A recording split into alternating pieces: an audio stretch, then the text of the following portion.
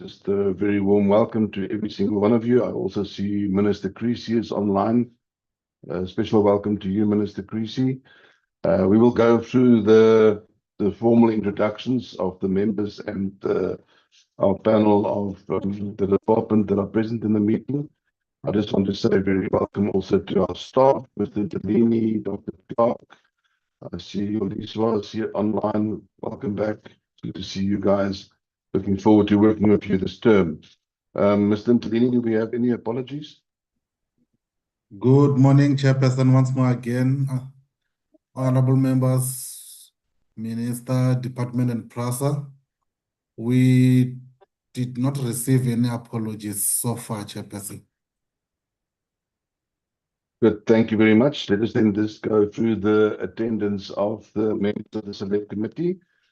Let us start with Honorable Mabebo.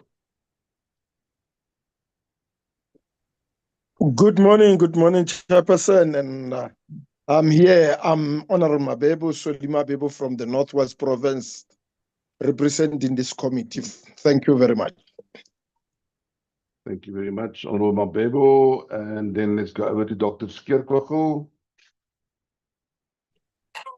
Good morning, Chairperson. Honorable Skierkwagel here, permanent delegate from the Free State. Thank you. Thank you very much. Your connection sounds a little bit iffy, so you might want to move to a place where you've got better signal. Let's move over to Honorable Nzimande.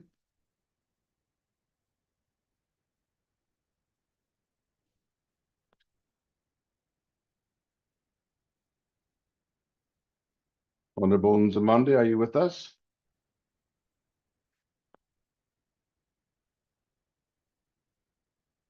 Let's move on to Honorable Peter. Good morning, Chair. My name is Mandla Peter, permanent delegate from Eastern Cape. Thank you, Chair. Thank you very much. Welcome, Honorable Peter. Let's move on to Honorable Briet. Morning, Chairperson, morning, colleagues. It's good to see everyone again. My name is Tammy Briet. I'm a permanent delegate from the Free State. Thank you very much, Honorable Briet. Let's move on to Honorable Molokome, our committee whip. Good morning, Chairperson and Minister, honorable members and everyone on the platform. My name is Molokome Regina. I'm the permanent delegate from Limpopo Province. I'm also the whip of this committee. Thanks, Chair. Thank you, Honorable Molokome. Let's move on to Honorable Cesar.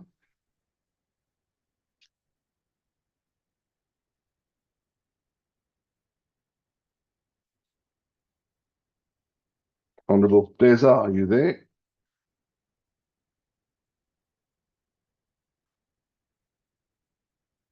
Let's move over to Honorable Makasini.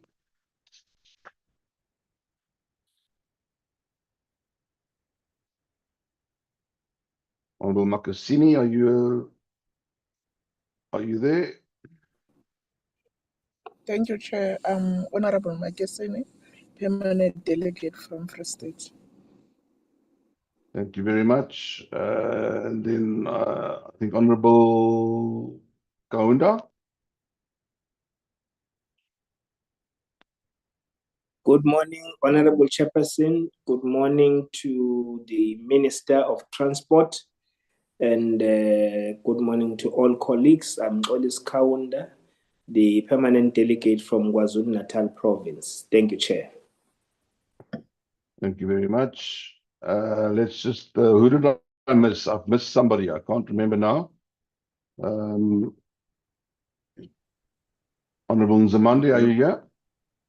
Yes, Honorable Nzimande, permanent delegate from Gauteng. Thank you. Okay, I think Honorable Nzimande, on your computer, you have a little screen that goes across your camera, and I think that screen is on. Because we can't see your face, we can see your virtual background. So there's a little little screen, a privacy screen that fits over your camera on top of your computer, and I think that might be on. Honorable PRASA, I see your camera is on. Welcome. Thank you very much, Chair. Good morning to colleagues. Good morning to you and honorable members. My name is Khanya Ceza. I'm a permanent delegate from Mpumalanga. Thank you very much. Thank you very much, Honorable PRASA. I think the only one that we haven't seen so far is Honorable Moyemang.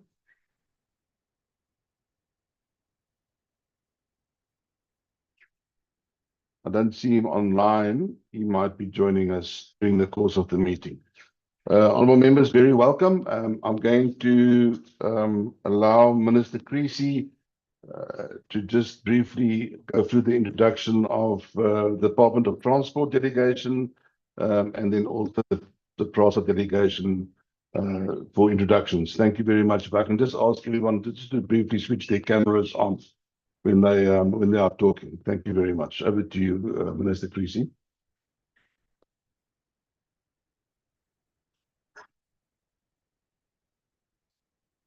Minister, you are muted. Sorry. Good morning, Chair, and good morning to all the honourable members. And thank you very much for inviting us to the Portfolio Committee today to report on the issues pertaining to security contracts in the Western Cape. Chairperson, I am together in this meeting with the Deputy Director General responsible for rail, Mr. Nwako Makayepa. He is accompanying me in this meeting. And I'm also joined by the delegation from PRASA. I'm not sure exactly who is in the PRASA boardroom as I'm not with them, but the PRASA delegation is led by Mr. Hisham Emeran, who is the CEO of PRASA. I would request, Chair, if you're agreeable, that we could just allow Mr. Emeran to introduce the colleagues from PRASA who are joining us in this meeting. Very welcome, Mr. Emeran. You are welcome to introduce your team. Good morning, Chairperson and honourable members, and good morning to Minister Creasy, DDG. I am in the room at the PRASA boardroom. My name is Nosizwe Nokwe Makamo, Chairperson of the PRASA Board of Control. With us here, we've got Mr. Emeran, Chief Executive Officer, Group Chief Executive Officer of PRASA. We've got Mr. Matozi Mukuba, who's the Chairman of the Safety, Health and Environment Committee, which is a subcommittee of the Board of Control of PRASA. And we have as well the management team that will be introduced by Mr. Emeran as we go along with the presentation. I'm trying to look, Chair, to see whether online we do have other members of the board present, and I think I do see Ndidi Mpie present in the meeting as well. She is the Chairman of the Audit and Risk Committee of the Board of Control of PRASA. Thank you so much, Honourable Chairperson and Minister. Thank you very much. Your attendance is always appreciated. We see quite a lot of you when we deal with PRASA, so thank you very much for making the time to attend today. And also Ms. Mpia from the board, we appreciate your attendance. I think just to start the meeting before we go on to the presentation that we've received, we always say this, Minister, when we start these meetings, but you know, rail is not just a mode of transport. It's definitely one of our potential biggest enablers in our economy, and we rely on a safe and reliable and affordable passenger rail system to connect our people, and not just our people, but also to connect our people to jobs and to education and to essential services, which will then obviously support our economic growth and very reduce the pressure on our road network. So therefore, I think PRASA carries an immense responsibility, not only to the commuters, but also to the country as a whole. So today's engagement comes against the backdrop of recent public allegations relating to governance, procurement, and implementation projects on the Cape Town Central Line. We've noted from the presentation sent to us that PRASA has commissioned the independent desktop investigation, which concluded that it found no evidence to substantiate the central allegations, but at the same time also acknowledged that SAP's criminal investigation remains ongoing and that governance improvements have been recommended. I think it's the role of our committee this morning not to investigate criminal matters or prejudge any individual. That responsibility rests obviously with the law enforcement agencies. It's our responsibility, I think, to exercise parliamentary oversight by testing whether PRASA's governance systems, procurement controls, risk management, and accountability mechanisms are robust enough to safeguard public funds and restore public confidence. So, as always, we invite our members to engage in frank discussion, and we also then invite PRASA to respond with evidence-based responses today. And I hope today's engagement will be constructive, transparent, and obviously focused on strengthening, I think, one of South Africa's most important public institutions. So with that, Minister, I'll hand over to you for opening remarks, and then you can go straight onto the presentation, if that's okay with you. Thank you very much. Thank you very much, Honourable Chair. And let me also greet the Chair of the PRASA Board of Control. My apologies, ma'am, I wasn't informed that you were in the boardroom, but thank you very much for being with us, as you always are, when we interact with the Portfolio Committee and also with the Select Committee. Chair, before we get into the matters which are before the committee today, I think that given media reports in the Sunday Times on the weekend, it's very important that I start by sharing with the committee what steps we have taken to deal with the allegations that occurred on the weekend. Because those allegations also pertain to security contracts in the PRASA environment. And I think honourable members would have seen in the Sunday Times there were allegations with regard to PRASA's relationship with Reshabile Aviation and Protection Services and its related entities. And following these allegations, I have written yesterday to the chairperson of the Board of Control, and I have asked that the board immediately appoint an independent forensic investigation company to look into the procurement processes with regard to this contract, the legality of the contract, the process of contract administration, and the issue of the governance and oversight of this contract.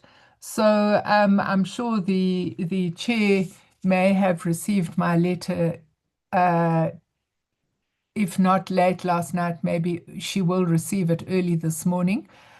But I also, Chair, because I'm concerned, because this is the second allegation with regard to security contracts in PRASA, I have also written a second letter to the chair, and I've asked that the Board of Control should appoint a separate forensic company to do a forensic due diligence on all other active security contracts in the organization. I think this is very important because what we want to satisfy ourselves as the shareholder is that we do have bona fide contractual relationships with service providers. And I'm sure the Board of Control would also want to have that assurance, because I think that it's very concerning when we do receive whistleblower reports from time to time making allegations with regard to breach of the regulatory environment in the same area in the organization. So I think that I can speak on behalf of the Board of Control and the management of PRASA when I say that it would not be their wish to be involved in matters that are in breach of the regulatory environment. And I think that when one has had sequential allegations of this type in the public domain, it's important to satisfy oneself that there won't be any future breaches. And of course, once these reports are concluded, the Board of Control would then communicate with me the findings and the recommendations, and if there were consequence management issues that the Board of Control would need to deal with, then clearly that would be within their domain to implement those recommendations. So I thought it very important to start there, Chair, because I don't want us to have a situation where we're dealing with these incremental allegations, and there is not an understanding that we are committed to good governance in the organization, and where there are existing difficulties, we are committed to taking appropriate consequence management and remedial action. Chair, I would then want to hand over to the PRASA team. I think you have summarized the presentation. Obviously, from the perspective of the organization, we have to deal with where we stand in relation to the procurement and regulatory environment, and that is what we will be reporting on. But obviously, this matter is broader than PRASA, and accordingly, we believe that it's important to cooperate on the police investigation that is going on in this matter. And as you have correctly summarized, Chair, the management of PRASA and the Board of Control are cooperating with that police investigation. And obviously, we look forward to the outcome of that investigation, so that if there has been criminal activity, as is alleged, that the perpetrators then appear in court to face the relevant charges. On that note, let me hand over to the PRASA team. Thank you very much, Chairperson.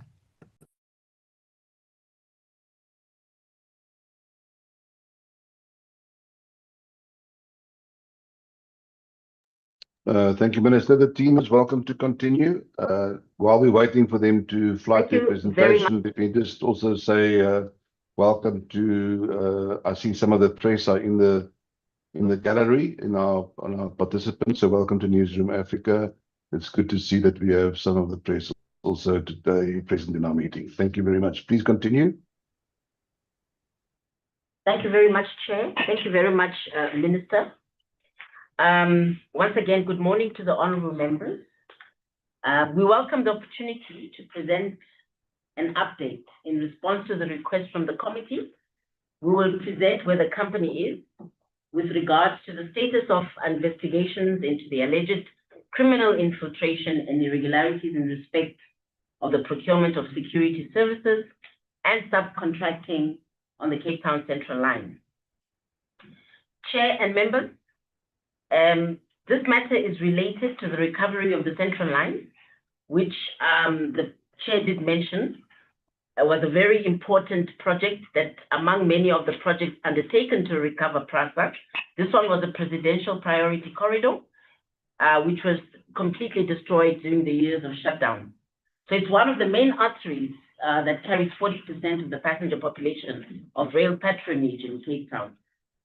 At that time, when we were trying to repair and recover the line, which is a very important line, an intergovernmental team was put together to ensure the smooth implementation and execution and the recovery of the Central Line, including the temporary relocation of the tracts of circa 5,000 informal settlement homes. It was a mammoth task that was implemented in collaboration with the different spheres of government, with assistance of the oversight of Parliament committees. Chair, happy to report that today that line is operational. And obviously, Chair, as mentioned, as the Board of Control, we are very proud of the fact that the line is operational. And having said that, we are also very wary and we're very worried that nothing must come that is untoward in terms of any of the procurement processes that would have been followed.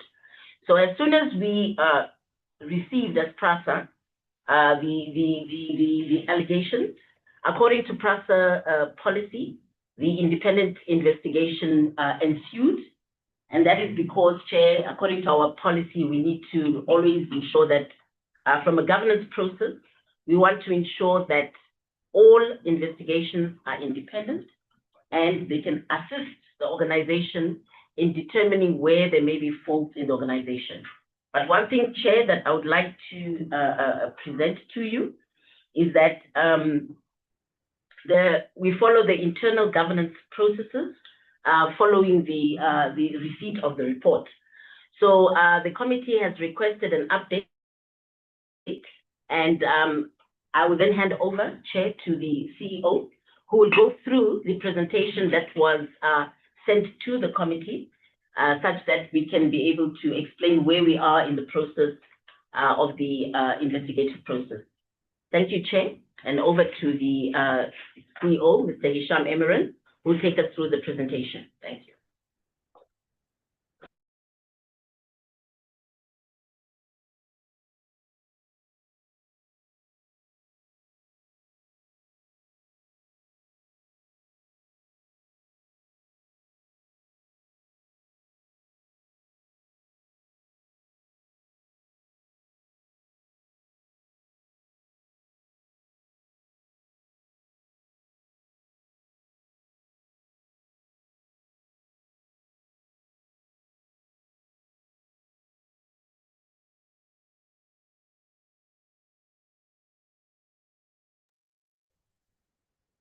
Chair, am I the only one who's not hearing anything? No, Yes, I think they're just I also- setting up the presentation, and I'm going to request it just to put that presentation into presenter's view so that it's bigger on the screen, please.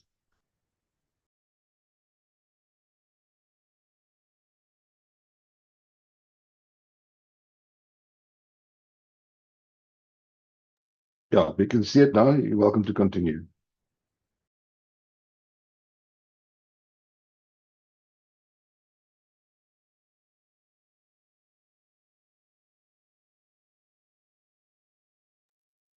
I think the presenter might be muted. Mr. Emeran, just check your microphone. Good morning, Honorable Chair. There we go. Got you.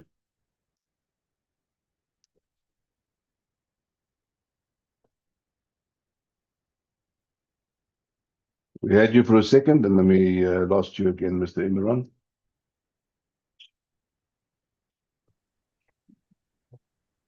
Good morning, Honorable Chair, Honorable Minister, Honorable members, the media present, board members, Chair, that's here with me. Apologies for that, Honorable Chair. Just as we were about to start the presentation, we lost connection. but it seems we are back up and running on this side. I'd like to just confirm that you can hear me clearly, Honorable Chair. Yeah, you're audible. Please continue. Thank you very much. Moving straight on to the presentation, Honorable members, dealing with the independent investigation into the allegations concerning the central line.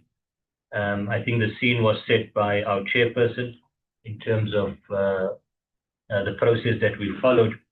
But Chair, PRASA commissioned an independent investigation once the story was published alleging criminal infiltration and irregularities in respect of procurement and security services relating to subcontracting on the central line. The members will be aware that the allegations included, amongst others, that there was irregular subcontracting arrangements, improper influence over contractors, governance failures, as well as alleged criminal infiltration of the project. Now, in order to ensure independence around this process and to test the veracity of this and the credibility of these allegations, PRASA appointed Ngiza Warner attorneys, together with Advocate Mapoma, Senior Counsel, were appointed to conduct the investigation and prepare an independent report for PRASA on this matter. And again, the purpose of this investigation was to objectively assess the allegation, the substance of the allegations, and determine whether there was any evidence of wrongdoing by PRASA and or its officials that were mentioned.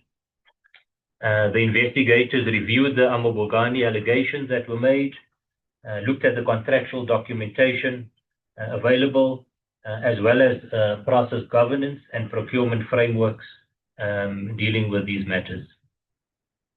The investigators also reviewed PRASA's implementation protocol, and we will touch more on this in terms of the social compact and the various departments that were involved at various levels of government in terms of the recovery of the central line, which was an important intervention to ensure a collaborative approach in terms of recovering on the central line.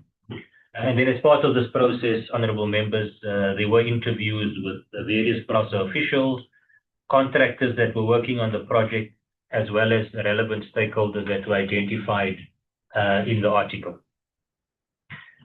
As requested by the committee, in terms of the scope of the investigation and in terms of reference, this just outlines the scope, honorable members. As I mentioned, the key was to test the veracity of the allegation, and then to determine whether PRASA made any payments to alleged organized crime figures and associated companies. To determine whether PRASA security officials dictated subcontracting arrangements to main contractors. To determine whether PRASA security officials directly influenced subcontractor appointments. Number 5, to determine whether PRASA contracted directly with alleged organized crime figures or their associates. Number 6, to determine the role of stakeholders and communication with the community. And number 7, to assess whether PRASA collaborated with the criminal underworld in executing the contracts on the central line. Now, Chair, you've highlighted this point. The Honourable Minister has also highlighted this point that this investigation that we are dealing with, that we're presenting on, dealing with the documentary and interview-based review, and this is not the criminal investigation. As confirmed by the Minister and as we've indicated in the presentation, we do confirm that parallel to this investigation, there is a criminal investigation conducted by the members of SAPS, the Commercial Crimes Investigation Unit in the Western Cape, and that is the inquiry number that is provided there. And as indicated, PRASA is fully cooperating with law enforcement authorities in respect of the investigation that they are running on the central line. Now, when it comes to this investigation, it is based on the documents and interviews. This is not a forensic evidence gathering exercise or investigation, as mentioned. And I think, again, stressing the point, I think you were very clear on this as well, Honorable Chair, that any criminal conduct is a matter for SAPS. And that is what the Commercial Crimes Investigation Unit is undertaking. PRASA, as things stand, we continue to respond to whenever there's a request for information that comes from SAPS regarding the investigation. And our team is here to provide that information and support that is required. So therefore, this report, this update that we are giving, should be read alongside and not seen as a substitute to the investigation by the SAPS investigation that is currently underway. Now, as part of the investigation, what the independent team, some of the key documents that they reviewed, honorable members, starting with the allegations as published by Amabugani. Number two, they reviewed the Social Compact Agreement and Implementation Protocol. Members may be familiar, may recall that the Social Compact Agreement and Implementation Protocol included various departments from a national, provincial government level, from human settlements to public works, transport, and various agencies, including the Housing Development Agency, the City of Cape Town, that were all critical in ensuring the recovery of the central line and looking at the roles and responsibilities of various parties within the implementation protocol. As mentioned around the policies, key for review was the PRASA supply chain management, as well as our enterprise supplier development frameworks that were reviewed, looking at PRASA's delegation of authority framework from a governance perspective, and then reviewing the contractor agreements, particularly those mentioned in the allegations and the various contractors that are mentioned there. Those agreements were also reviewed, as well as what are the provisions in the contract for subcontracting, as well as nominating subcontractors and assignment of work on the central line. And then to look at the reported role of certain subcontractors being Glomix, house brokers, Iba, Ninati, as well as the PPE security and projects, which were referred to in the article. Honorable members, as part of the process, there were various officials that were then interviewed that comprised management, as well as supply chain management officials, officials that work directly on the project from a project management perspective, as well as program management, and then also security officials in particular that were mentioned in the article as well. Over and above PRASA officials that were interviewed, the team also interviewed and had discussions with contractors on the central line, both the infrastructure contractors dealing with the various aspects of recovering the line, as well as security contractors that were involved in the central line. And that was held as part of this process. What the team, the investigating team did highlight as some of the limitations is that specific devices that were seized from the head of security, including the laptop and email, this was not, could not be inspected as part of this process, and that forms part of the criminal investigation by SAPS, and hence was not dealt with in this process, nor did they have access to that at the time. Some of the interviews that were conducted virtually, or responses were given in writing due to the time constraints and as well as the location of some of the individuals. I've stressed the point that this is not a forensic investigation or criminal investigation that has been undertaken, and that there were also officials from the city of Cape Town that were also referenced but were not interviewed as part of this process. And they were, as a contractor that at the time of drafting was not available or had not made themselves available for the interview. That just gives a sense of the various interviews that were conducted, as well as some of the key documentation, policies, the governance frameworks that we have that was reviewed as part of this process and as an input into the conclusions that emanated from the investigation. In summary, honorable members, what has been before the investigators is that there is no evidence to substantiate the central allegations made in the article.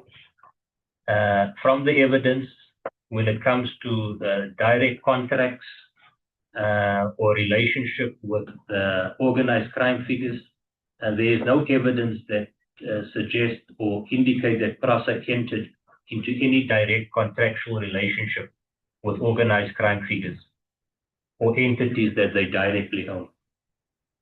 There was also no evidence, honorable members, of PRASA making any direct payments to organized crime figures or any entity that they control.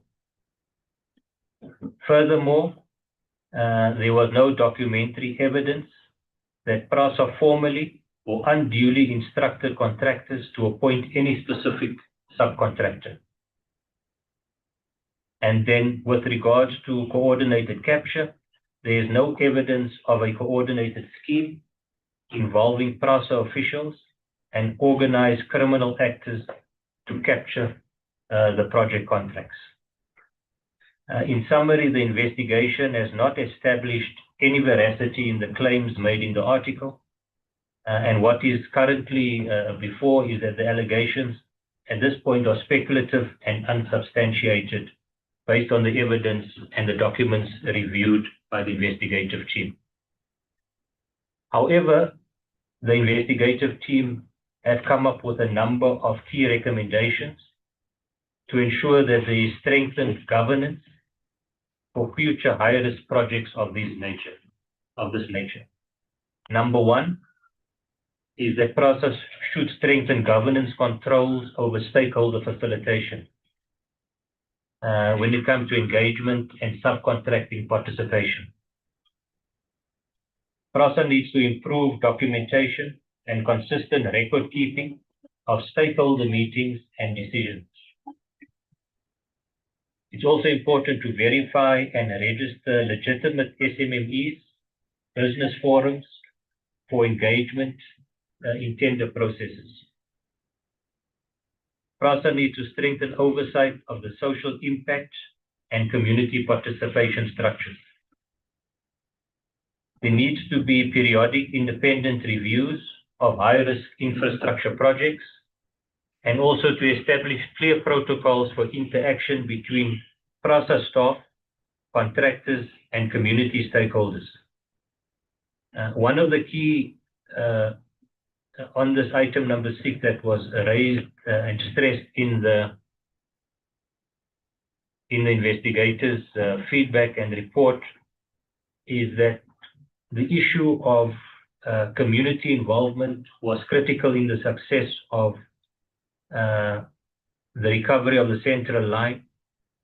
But those stakeholder engagements, community facilitation and involvement, the protocols for those, I think this is the point that is being made, and interactions must be very clear in terms of those discussions.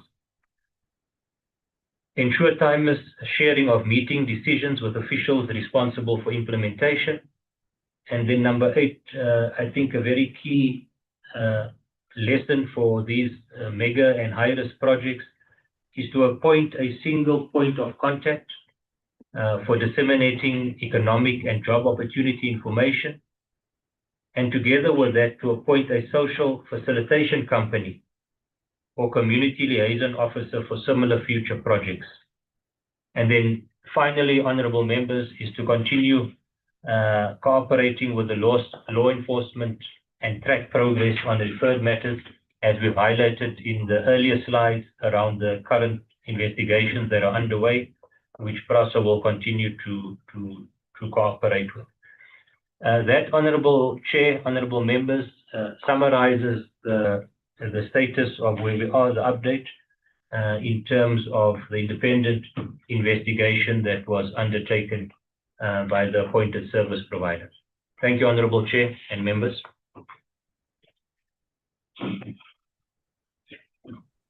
Thank you very much, Mr. Imran.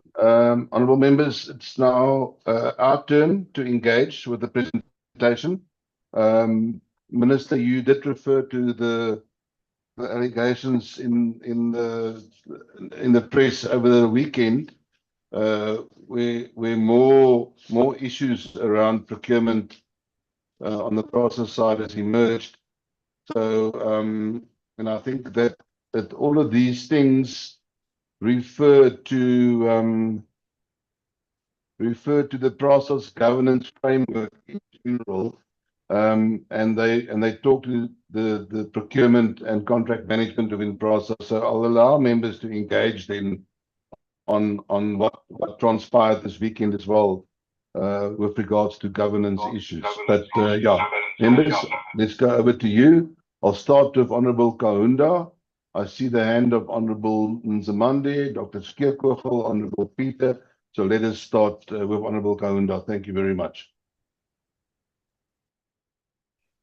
Thank you very much, Honourable Chairperson.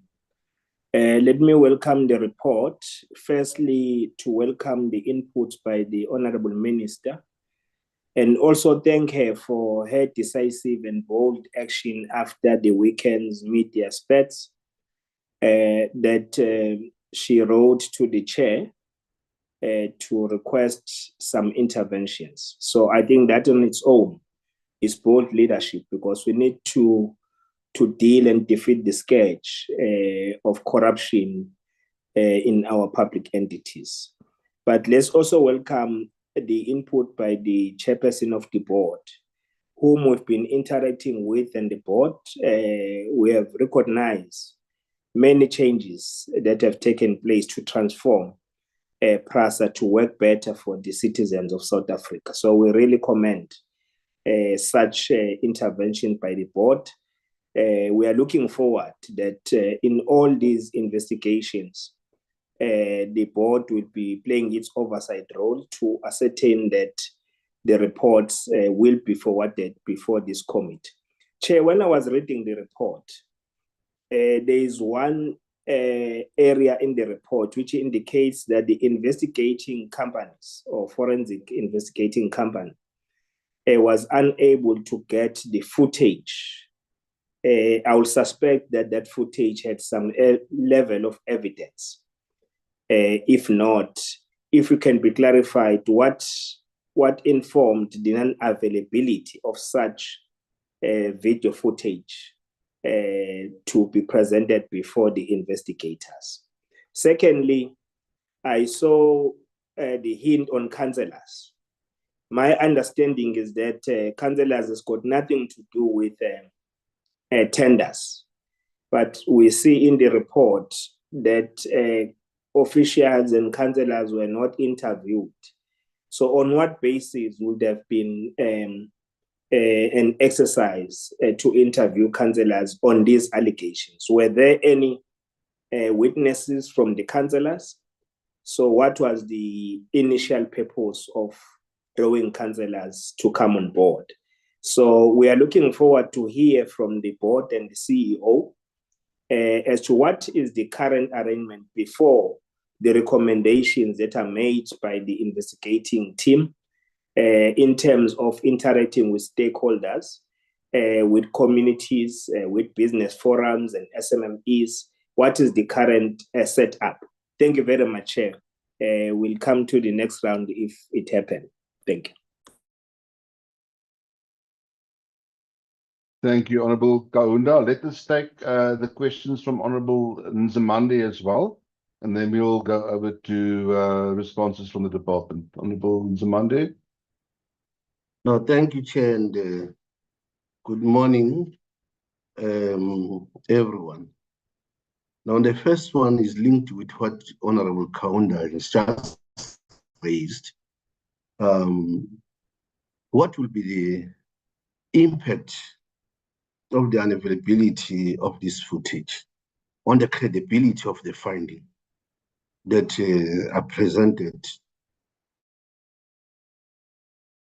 That's one. But secondly, obviously, as you deal with TOR or terms of references, surely you have some conclusion in mind.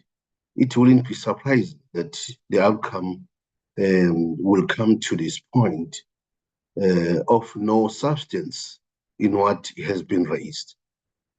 If obviously this is what is believed by the board or PRASA,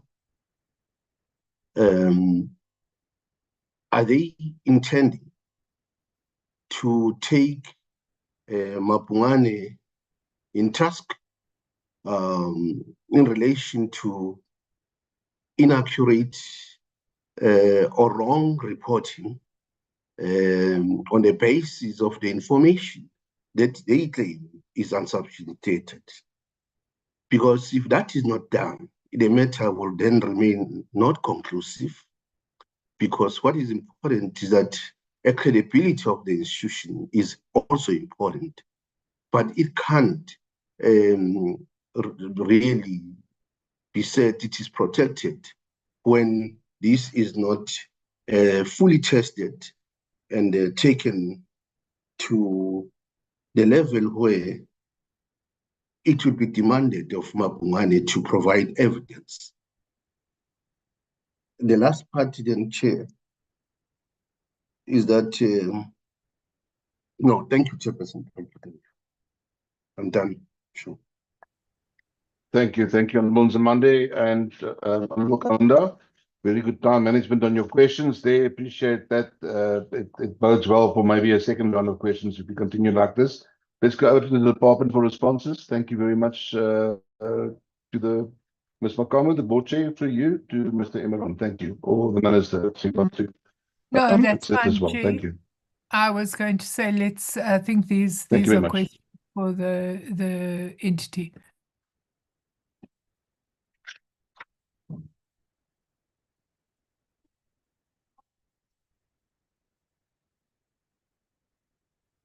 It's Mr. Emeron. Ms. Makamo, I think we've lost you in the boardroom again. Can you hear me now, Chair? Yeah, we got you. Thank you very much. Thank you very much. Thank you to the honourable members for those questions. I will hand over to the CEO to go through those answers. Thank you, Mr. Emeron. Thank you, Chair. Thank you for those questions. Honourable Kaunda, you are quite correct. In the presentation, there was reference to the footage that was not sourced or not available or not found. And this relates to mention in the Amabugani article regarding footage that speaks to, let's call it, the relationship between officials and contractors. And that was not found or could not be sourced, honourable members. So I think that is what we are referring to on that. Should that obviously somehow be available, it will be included. But during this investigation, there is no such footage that has come forth. The reference to and thank you for picking up on the issue of not only was the reference to city officials but also councillors. I think the reference there, Honourable Kaunda, also reflected to the investigation that is being undertaken by SAPS. The criminal investigation also relates to officials that fall outside of PRASA, be it at local or provincial level, and those officials were they not interviewed as part of this process, including former councillors and so forth that were there. So that is what the reference was to, Honourable Kaunda. It was not to suggest that in this case there were councillors that were meant to given input into this specific item. What was key, as at the point I stressed, was that critical in the central line recovery was community involvement, community engagement, which included various structures, approved structures, formalized structures that are handled through the city for PRASA to engage through when dealing with communities and the representatives that PRASA deals with. On the question of Honorable Nzimande, it is a question regarding Amabugani and this matter. You are quite correct, Honorable Nzimande. Where there is found to be, let's call it differences or a point where we disagreement or there is no veracity to these allegations, it is something that will not be left, but left unattended to from PRASA side, because this is certainly creates a very damaging picture of the entity. But secondly, I think also to be responsible as PRASA, and hence we did the independent investigation. We've also referenced other investigations that are unfolding, and we will also watch that very closely to see what is the outcome of that to inform PRASA's next steps on how to deal with matters where there are inconsistencies or inaccuracies and the impact of that when it comes to reporting of this nature. So we will also be waiting for the outcome of those processes to inform PRASA accordingly. I trust I've dealt with the questions, Honorable Chair. Thank you, Mr. Imran. Yeah, I've actually got a question regarding the documentation record keeping, but I'll get to that at the end if I get a chance to ask a question. Let's go over to Dr. Skeerkogel and then followed by sorry, Honorable Chair. Peter. Thank you very much. Sorry, Chair. It's Kaunda. Do you want to do a follow-up? No, there was one question which was not responded to. I asked for a current setup in terms of interacting with stakeholders. Yes, correct. You are correct. Mr. Imran, did you get that question?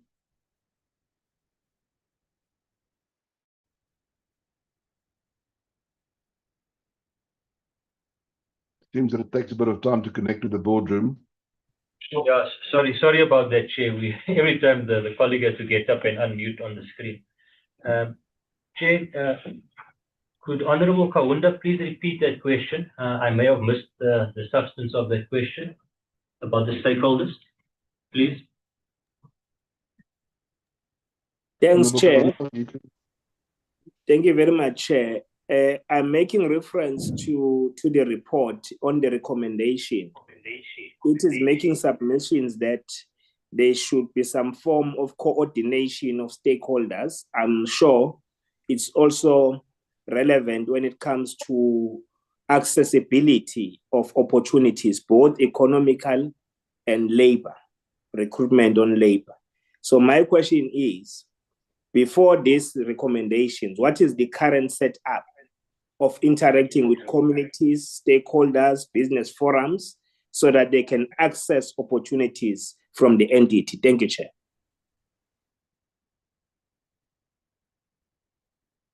Thank you, Honorable Chair, Honorable Kaunda, for repeating the question. Yes, when it comes to the current arrangement,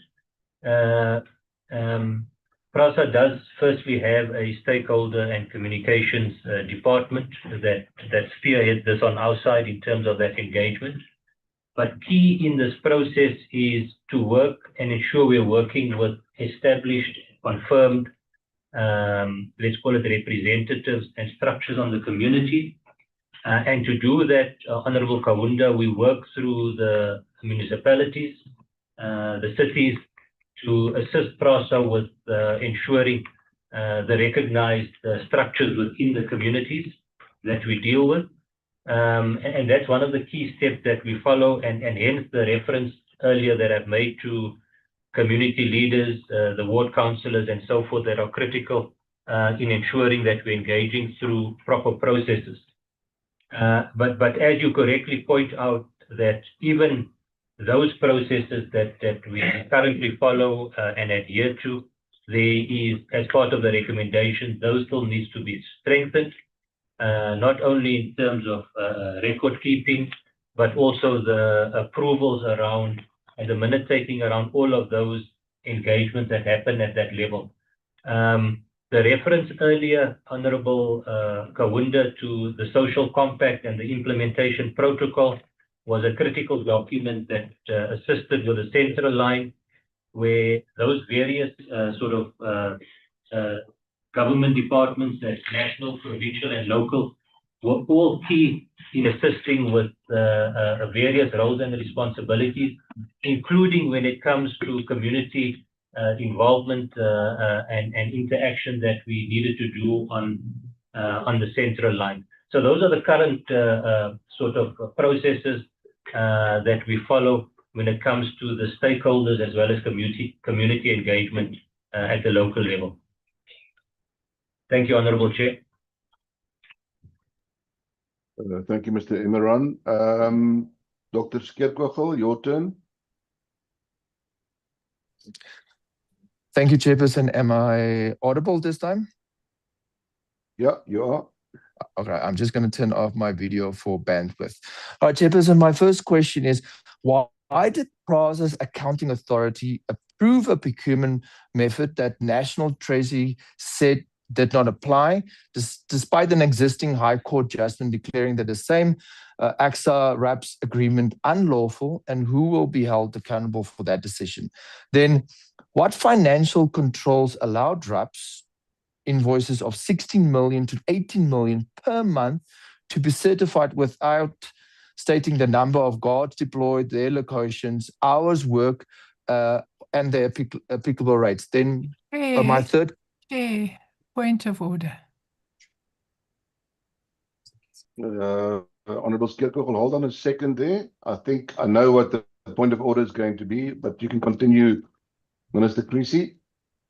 Chair, I have announced in this committee that I've requested the board to investigate all these matters. I don't think it's correct when there's going to be a full-on forensic investigation into these matters that we can now entertain them today.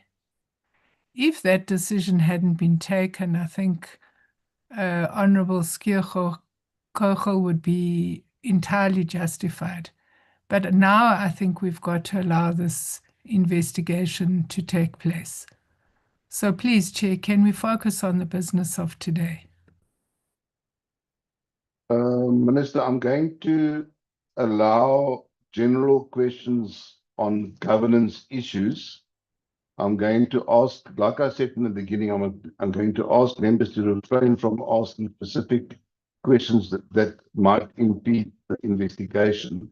But if there's general questions that flows over with regards to governance between the two issues, I will allow that, because as you know, I mean, we've had governance issues in PRASA right from the beginning of our term, when we had, for example, the Mazia General Services Signalling Tender, which we also still working on that forensic investigation.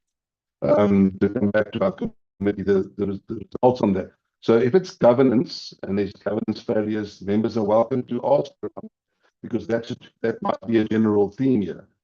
But members, please refrain from asking specific questions on any of the matters that are under investigation, like we agreed. Thank you. All right. Please continue, Dr. Skerkwagel. Chair, I will try. Hopefully, my last two questions won't be out of order. But all right.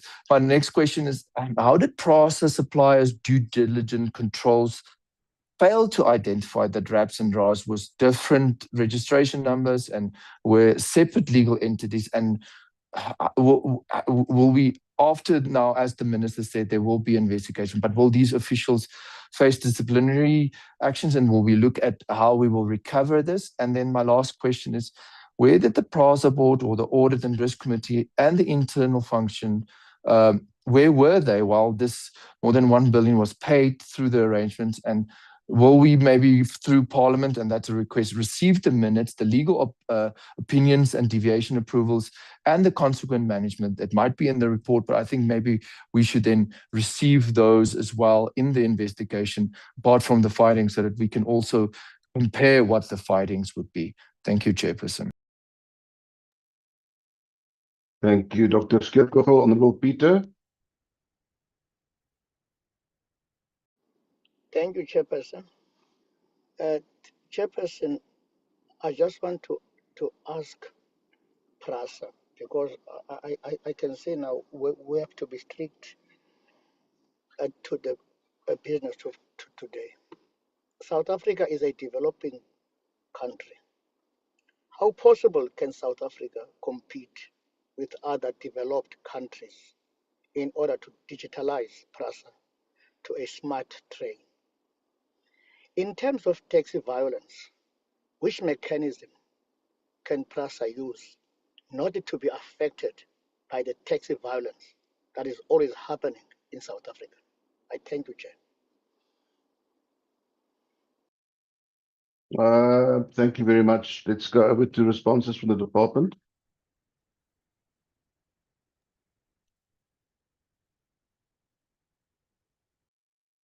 Chair, I think that what is clear from the question that Honorable Skeerkogel has asked is that what he wants to know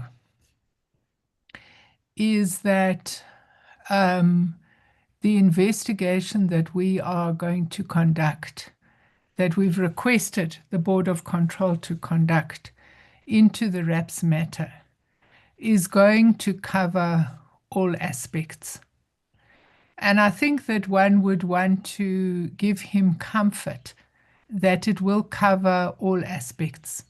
So it will cover the letter that I've written in terms of the aspects that I'm requesting the Board of Control to cover.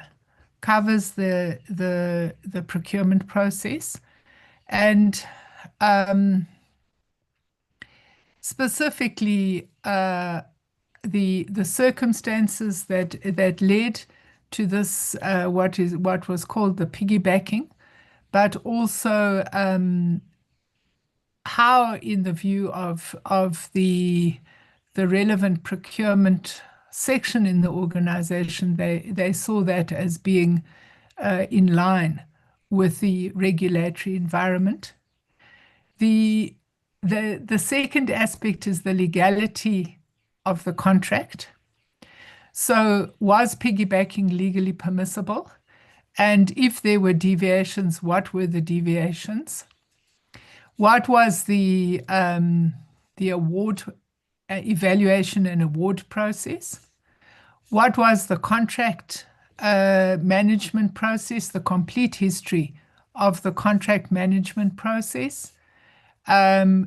Issues relating to governance and oversight. And then I think the whole question of whether there's evidence of collusion, corruption, fraud, or undue influence. So I think that the request that I have made to the Board of Control is very comprehensive. And I want to give Honorable Skeerkogel that comfort, because I think that what we don't want to have is a situation where there are ongoing scandals that undermine the good work that the entity is undertaking. And of course, once the report comes out, if there is consequence management that has to be applied, then of course the board will need to do that and will need to be reporting to the portfolio committee accordingly. I think that I would want to hand over to Mr. Emmerich to talk about the technological advances of our trains. But I think that, Honorable Peter, one of the things I would want to say is that we we should not have a perception that it's rail or road modes of transportation. It's both. And I think that there are some very good examples in Gauteng of the symbiotic relationship that exists between the taxi industry and the Gautrain, and how the industry is actively involved in bringing passengers from areas that are not serviced by the Gautrain to Gautrain stations. And I think that that good practice is something that in our relationship with the organized taxi industry, we would be studying. Because if you say that rail is the backbone of the transport system, you still need the limbs and the body of the transport system to be bringing passengers to your backbone. And so I think that what is important is to understand how we will create a properly integrated symbiotic relationship between the taxi industry, that is a major public transport provider in our country, and the rail industry. So it's not one or the other. And I think that there are very good examples that we can learn from, and that obviously at the moment, PRASA's primary duty is to focus on the recovery of the lines, which I think it has done with excellent effect. But going forward, the question of integration is going to become more and more important. And that's something that not only PRASA, but the whole transport ecosystem would need to be focusing on. But let me hand over to Mr. Emmerich to give attention to the technical issues that Honourable Peter asked.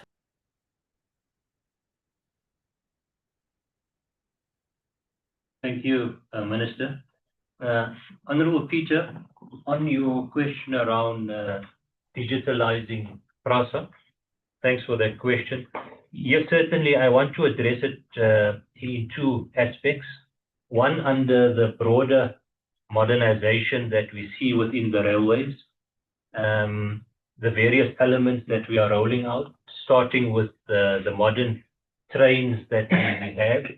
These are technology, the technology on these trains are far superior to what we have seen in the past, and it is in line with global best practice in terms of the technologies that we are rolling out when it comes to the new train, but also the systems that support the running of these trains, be it through our signaling program that we are running and that we will be running out, the upgrading of our depot infrastructure that will support these elements, and then also very importantly around our telecommunication systems within the broader rail system.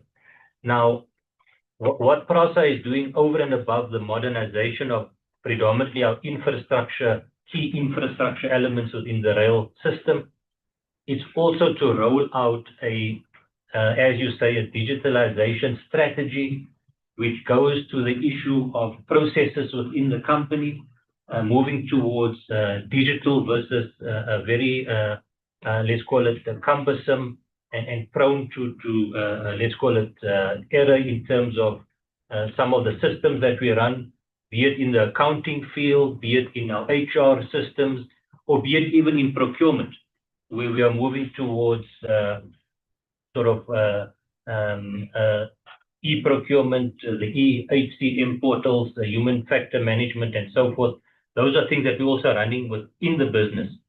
Critical also, and I think based on the discussion that we are having today, is within the security space as well.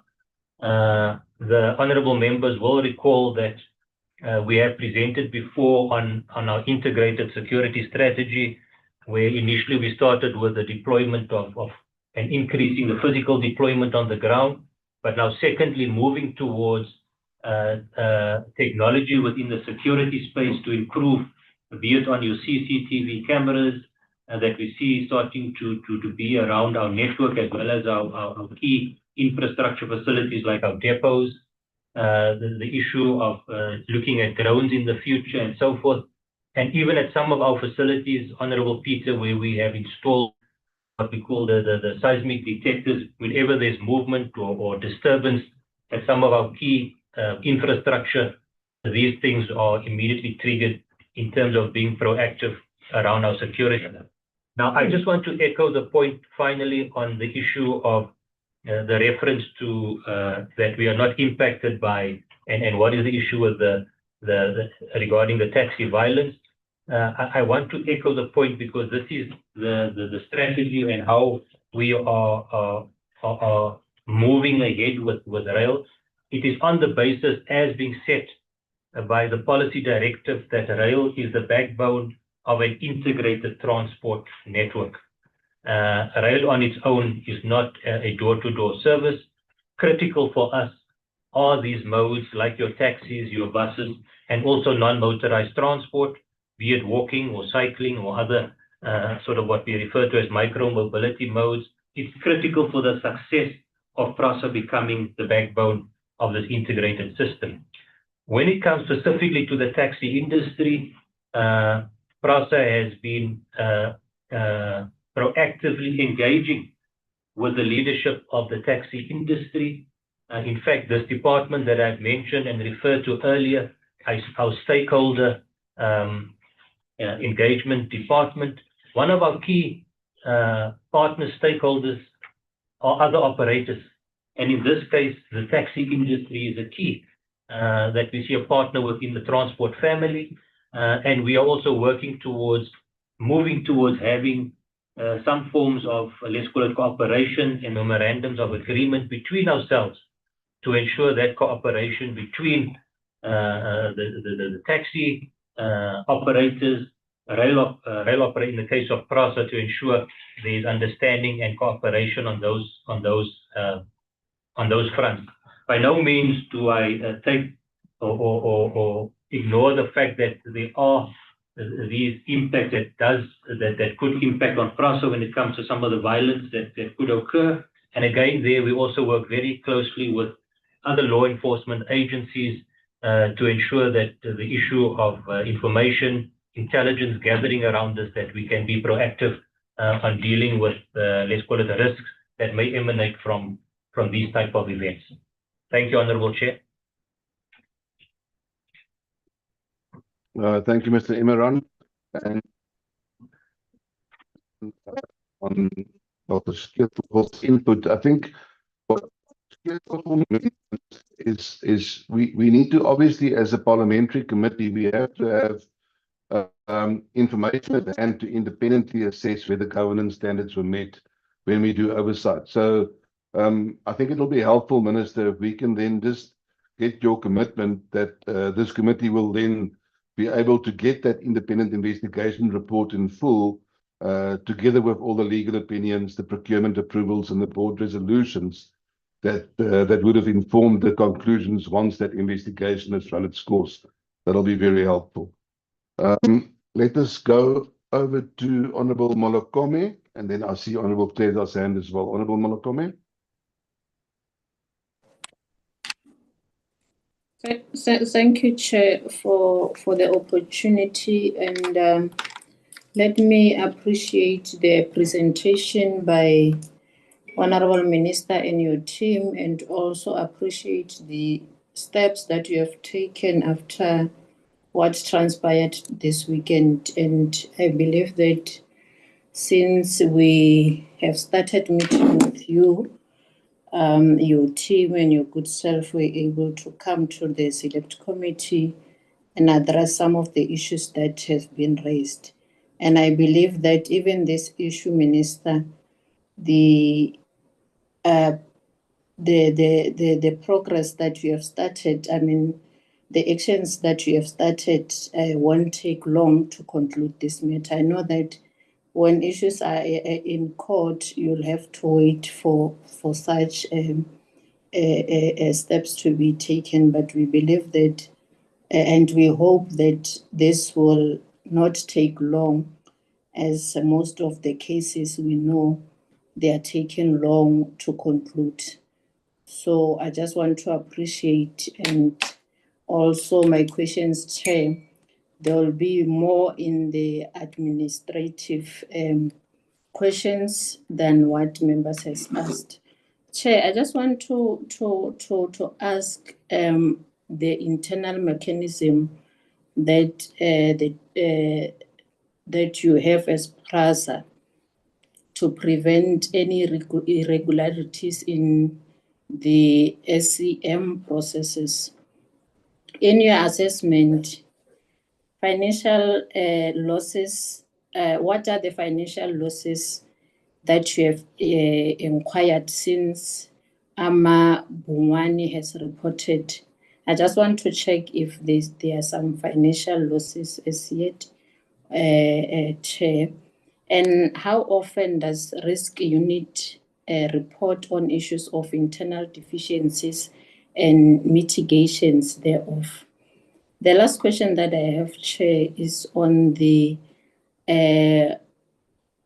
fraud hotline, where the employees can report suspicious misconduct, and also as anonymous. Do you have such a hotline in your workplace, so that if employees are suspicious of misconducts that are happening, they are able to report, and whether they will be able to be protected when they do such? Because we know of some cases where some killings are happening, especially we have seen in municipalities where we lost employees when such issues are reported. So I just want to check the safety when your employees are reporting such cases. Thank you, Chair.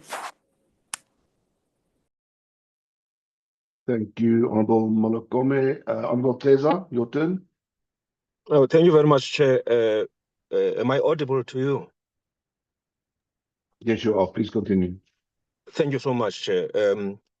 I just want to be quick, Chair, to deal with the Minister's comments earlier on. Honorable Minister, how does PRASA justify declaring allegations speculative and unsubstantiated when critical evidence, including seized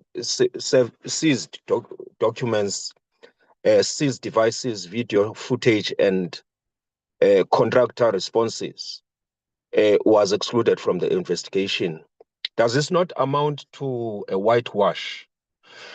The second question, Chair, relates to whether the minister can then make a commitment to the public to publish all contractual documents, subcontracting records, and stakeholder meeting minutes for public scrutiny, so that communities can verify whether PRASA's dealings were free of criminal capture. The third question pertains to whether the minister has preventive measures pertaining to the Prevention of Criminal Activities Act, to ensure that internally the procurement process, as we know it in municipalities, that it is prone to corruption, it is prone to manipulation and political interference, and therefore prone to killings, because this tender system actually raises uncontrollable ambitions to individuals than society itself, and therefore perpetuates what the liberal constitution purports to be societal rights when it is individual rights. What is it that, to what extent has the department ensured capacity to entrust its own investigative capacity to nail these issues before they are at crisis point? And now I'm not saying we're in a crisis. I'm saying that we're in the middle of investigation.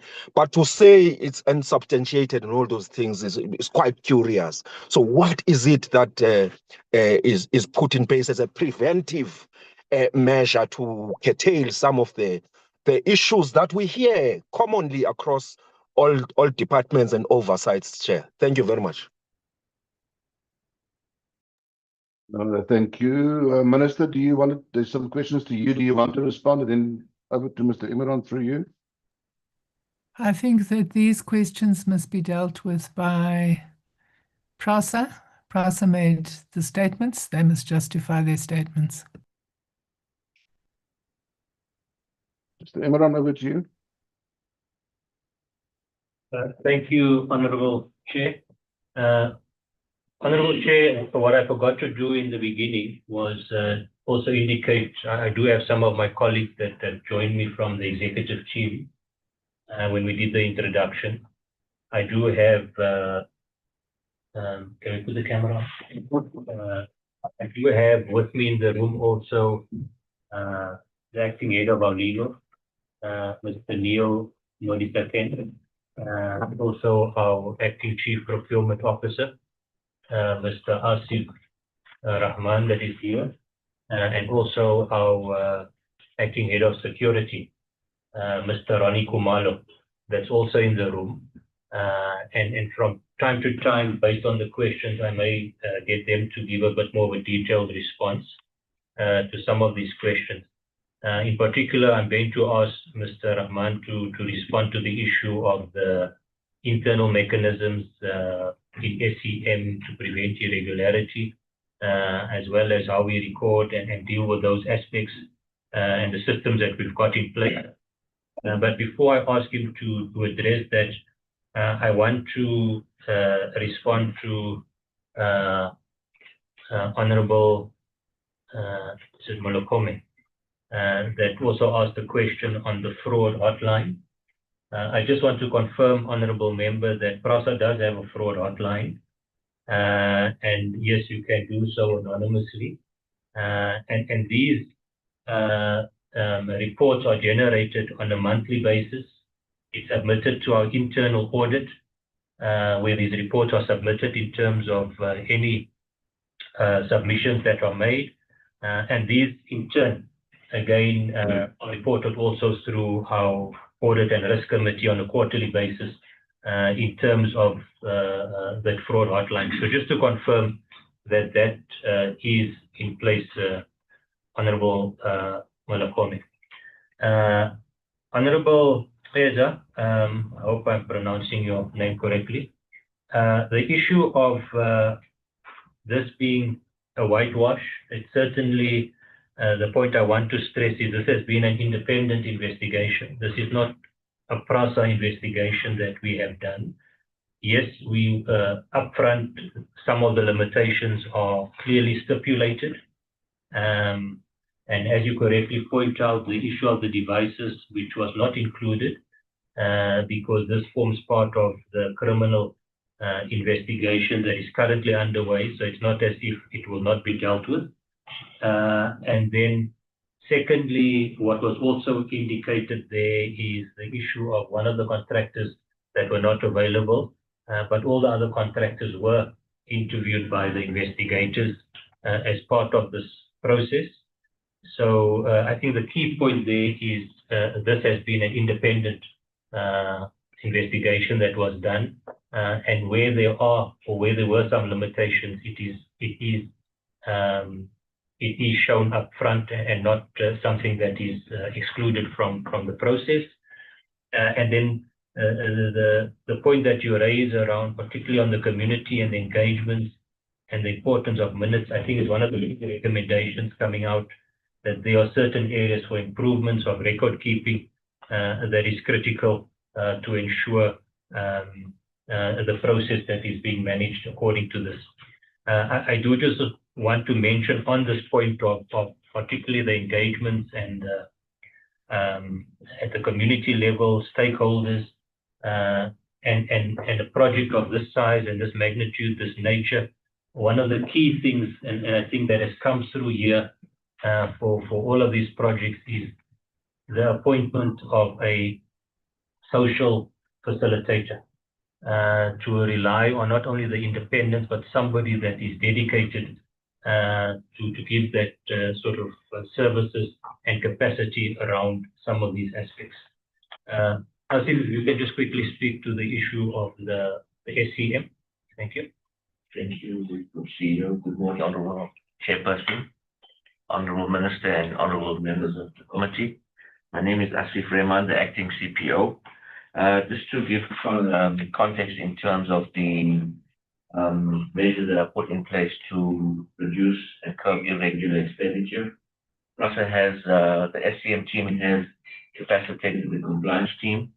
More importantly, majority of our high-value tenders are all subjected to the external probity to give assurance, not only to the delegating authority, but the government, that the process is fair and is applicable to our SCM policies and operating procedures, as well as the relevant legislation that is applicable to PRASA.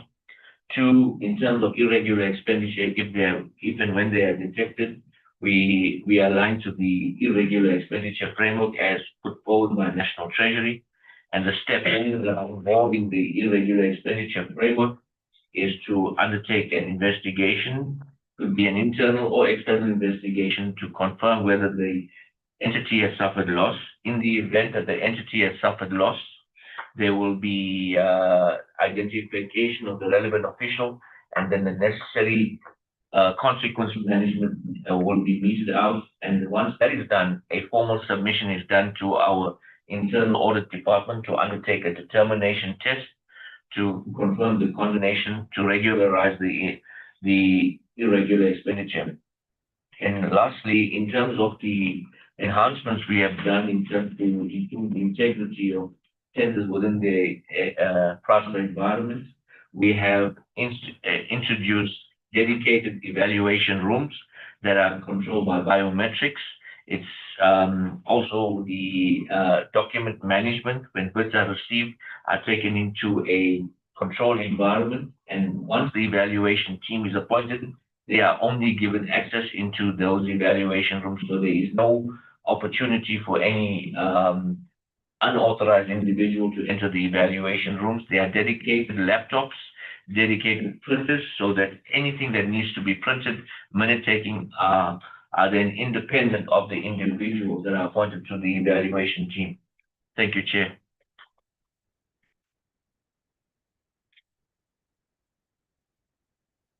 Thank you very much. Honourable Mabebo, your hand. I think you're the last. Sorry, Chair, before Honourable Mabibo, can I chip in just briefly, Chair, because I referred the last question to the Minister in relations to whether there is commitment from her to publish matters relating to the occurrences that we are engaged with here for public scrutiny, the issues of records of stakeholder meetings and the issues of the minutes and the SCM decisions and so on, which must build confidence of the public in terms of the allegations that have been made pertaining to PRASA, Chair. Minister, do you want to take that?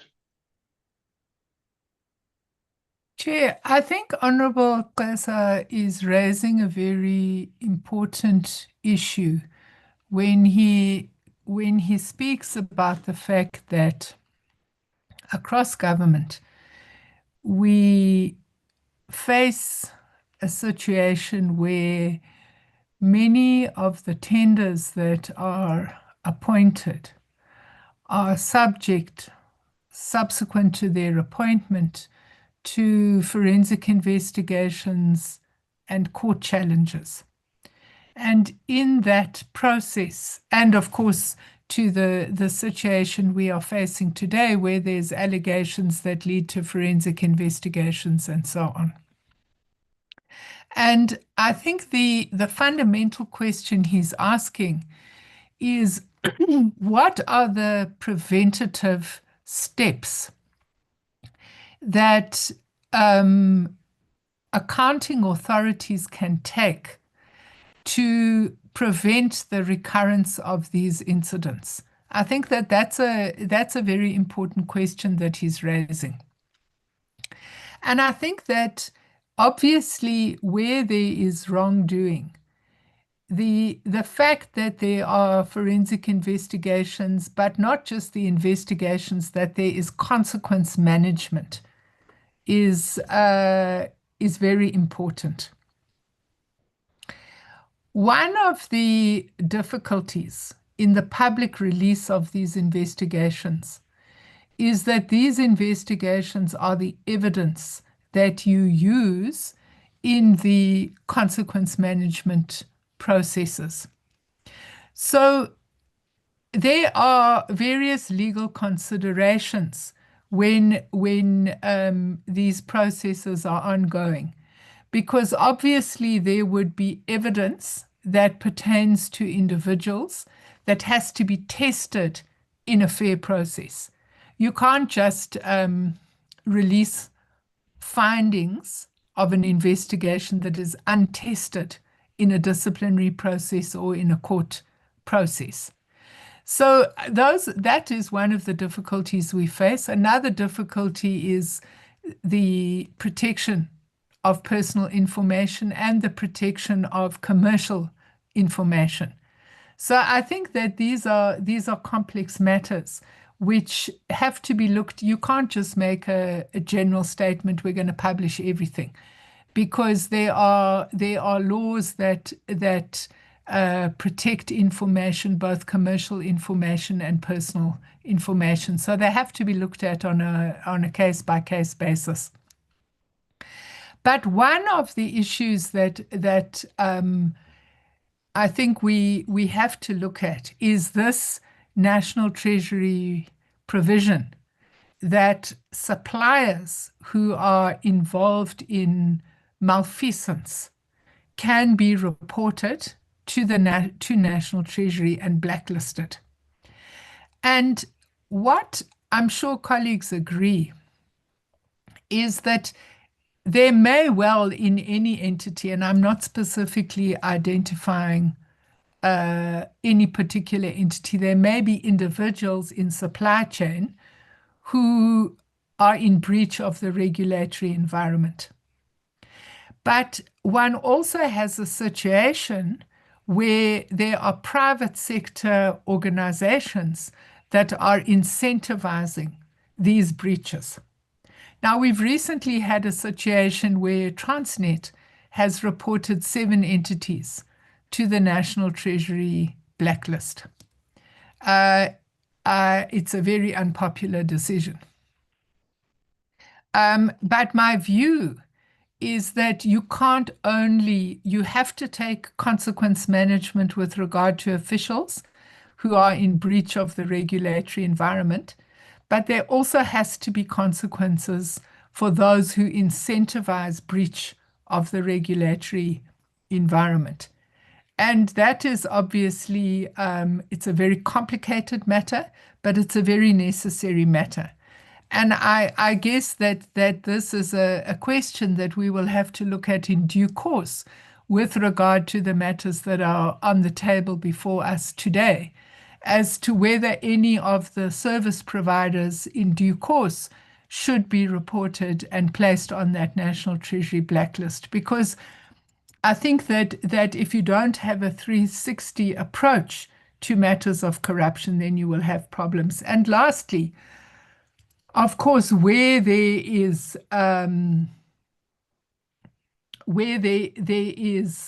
evidence of criminal activity, that obviously is not something either myself or PRASA can deal with, but that is why we would be cooperating with law enforcement authorities.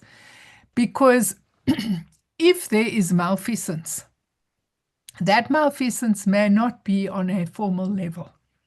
And that is why the seizure of devices, the investigating authorities can look at bank accounts and all sorts of things. And that is why I think that in the specific case that we're dealing with today, it is an added safeguard, because there is this criminal investigation that is taking place. And even if at a formal level there was not cooperation with wrong activities, it may have happened at another level.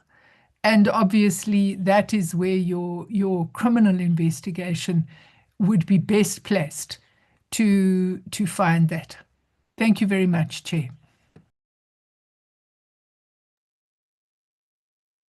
Thank you, Minister. Let's go over to Honourable Mabebo, and I see Honourable Makasini, you've also put up your hand. Let's start with Honourable Mabebo. Thank you very much, Honourable Chairperson.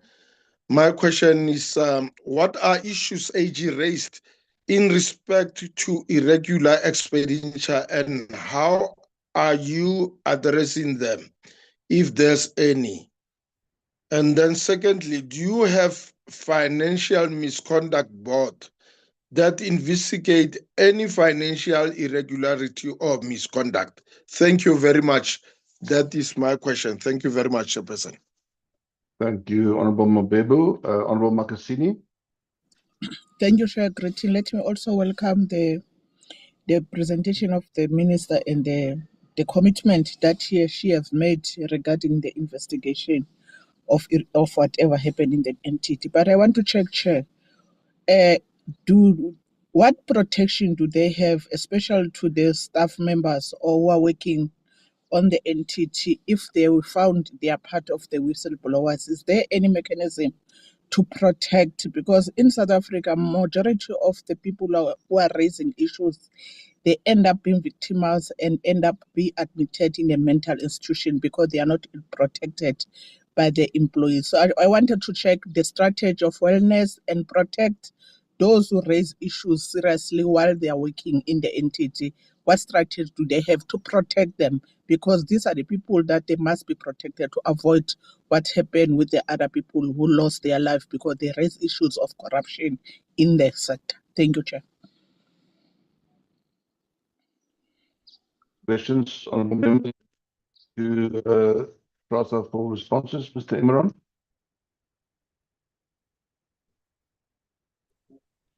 The Honourable Chair, I'm going to ask my colleagues on the irregular expenditure going to come in, the financial, and then also my colleague from legal, just to indicate around the issue of the whistleblowers, to respond to that.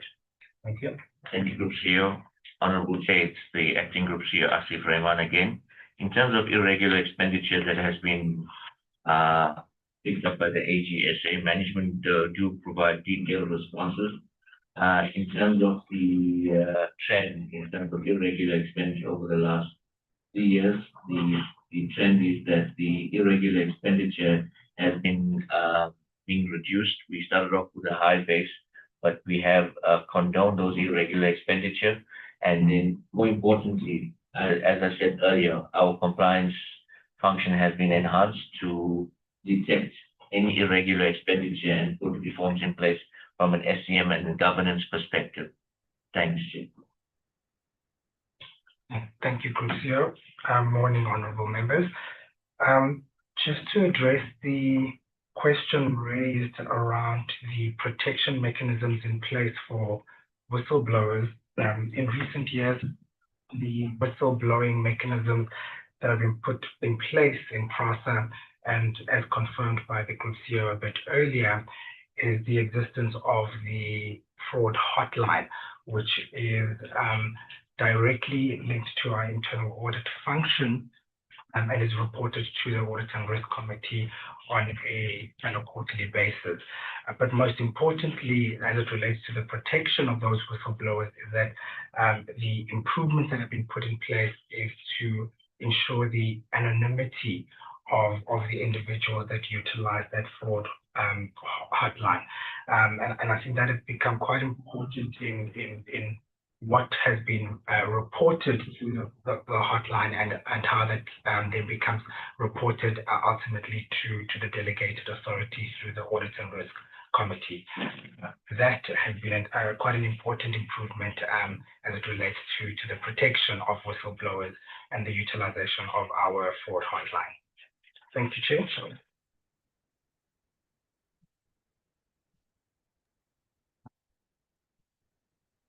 Thank you very much for that. Honourable members, we've reached the end. I still have one or two questions which I feel that hasn't been covered yet. But if you want to prepare a follow-up question, because we still do, I just want to go into some of the questions that I have. Honourable Badenhorst, we're struggling to hear you. Can you put off your camera? Let me do that. Is that better? Much better. Yeah, there we go. Sorry, it's you always try and do better by coming to Parliament and do the online meetings from your office in Parliament with the assumption that the South African Parliament will have proper internet, but yet, yeah. Anyway, I think if I can ask Mr. Imran, with regards to contract management, does PRASA currently require every major security contract to include measurable service level indicators, regular performance verification, and is there independent contract management audits? And if there isn't, why isn't there? We've also now seen in the presentation to the committee that there are some recommendations, and there's quite a few. There's 10 recommendations. So the second recommendation is recommends that there's improved record keeping and documentation, which leads me to believe that, and I note that the conclusion of the independent investigation is that there's no evidence to substantiate the central allegations that was made by the article, but that also makes me wonder whether all the relevant documentation that is needed by the investigators to come to a conclusive recommendation, or the words are failing me now, but to come to a conclusion, has that been presented to them? So in other words, were there instances during the investigation where important records could not be produced? So I'm not talking about the video that was referred to earlier by Honourable Kaunda and Honourable Nzimande. I'm talking about documentation like procurement files, correspondence, evaluation reports, payment records. Did the independent investigators get all the records that they needed to fulfill their investigation? And if they couldn't get all the records, that refers to a governance failure. So what caused those deficiencies then? Why were those records not available? And then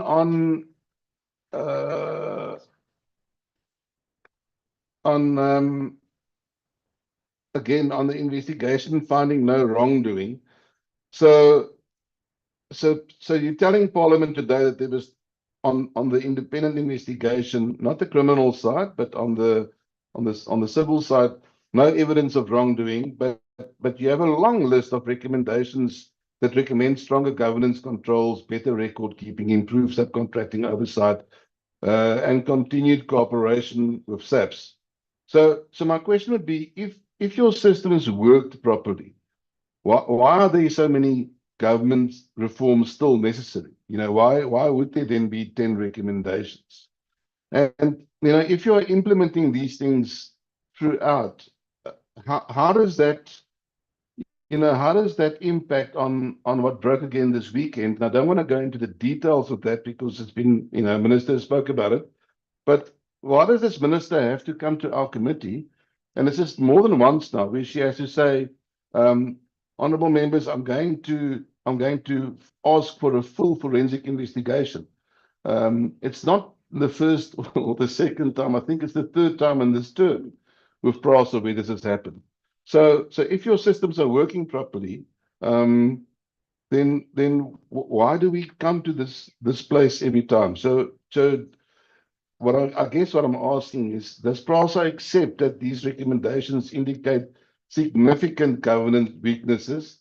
And even if we haven't established criminality yet, you have to admit that there's serious governance issues in PRASA if we keep on going back to the same the same issues regarding procurement and systems, etc., etc. So that will be questions from my side. Thank you very much.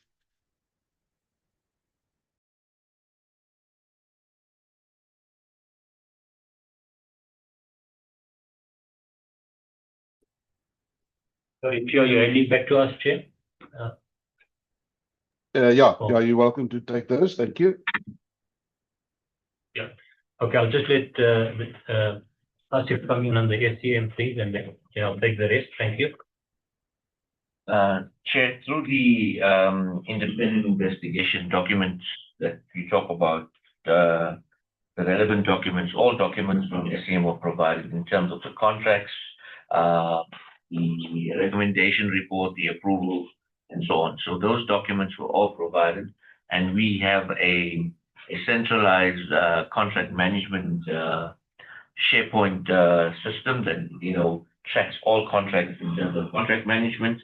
In terms of audits, the SCM department is subject to cyclical audits from an internal audit perspective, which covers both the awards as well as contract management. Over and above that, once a tender has been awarded and has been subjected to the scrutiny of the AGSA audit on a yearly basis, that moves into contract management, and that's provided from the AGSA. If there are any findings, management then provide the necessary documentary proofs as well as comments to address those findings. From a project management perspective, Chair, I think it will be, I will hand over to the head of security to talk about the on the ground in terms of project management in terms of security. Thanks. Thank you, Honorable Member and Chair. On the security side, in terms of project management, we have processes in place wherein we have process flows out to manage the contract, and there are guiding documents in that space where evaluations are taking place. And we are also tested by our internal audit, where they would request any document and come on site and do some physical inspections so that they ensure that we are in line. Where there are deviations, they are reported in the form of deficiencies and corrective action taken. We also touch base with the supply chain in terms of guidance, and we have all documentation, including contracts and award letters, that tells us how to manage them. Thank you, Honorable Chair. Thank you, Ronnie. Just from my side, Honorable Chair and members, I think I want to stress on the point that I think Asif, you alluded to it. But in terms of this process, Honorable Chair, is again, when it comes to the issue of record keeping and what was provided, I think it's clearly indicated from an internal perspective on the contract, the documentation, and the supporting documents, it's all been provided. Internally, and I think it goes back to your point around what some of the recommendations are. What needs to be said is that PRASA has put in place significant steps, mechanisms, controls, governance procedures to ensure that you see the improvement that has happened to date, not only in terms of the actual recovery and the turnaround from a corridor and operations perspective, but even a turnaround when you look at it from an audit point of view. The members will recall at our last presentation to the committee, we indicated that journey of now having moved to an unqualified audit from years of being in the disclaimer and qualified audits to ensure that we've got the right processes in place, the right checks and balances that we are dealing with. So I just wanted to make that point, Honorable Chair, around the improvement and controls and mechanisms that we do have. I think Honorable Mabebo, you are not muted, or am I mistaken? Give me a second, Mr. Imran, let me just mute. So, thank you. Thank you, Honorable Chair. Yeah. Continue. Yeah.